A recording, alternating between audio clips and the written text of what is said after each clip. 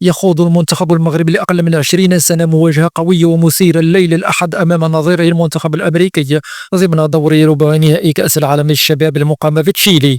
ودخل أشبال الأطلس البطولة بقوة كبيرة بعدما تصدروا مجموعتهم برصيد 6 نقاط متفوقين على منتخبات كبيرة مثل البرازيل وإسبانيا، قبل أن يتأهلوا إلى هذا الدور بعد فوز مستحق على كوريا الجنوبية بنتيجة 2-1 في ثمن النهائي. أما المنتخب الأمريكي فقد قدم بدوره مستويات مميزة، حيث تصدر مجموعته بنفس الرصيد 6 نقاط وتمكن في الدور السابق من اكتساح إيطاليا بثلاثية نظيفة.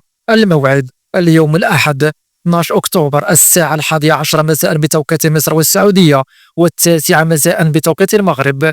إليكم القنوات الناقلة: قناة بإن سبورت المفتوحة رمايسات، والقناة الرياضية المغربية الأرضية TNT. مواجهة منتظرة بين جيل مغربي شاب طموح يسعى لكتابة التاريخ ومنتخب أمريكي قوي بدنيا وتكتيكيا.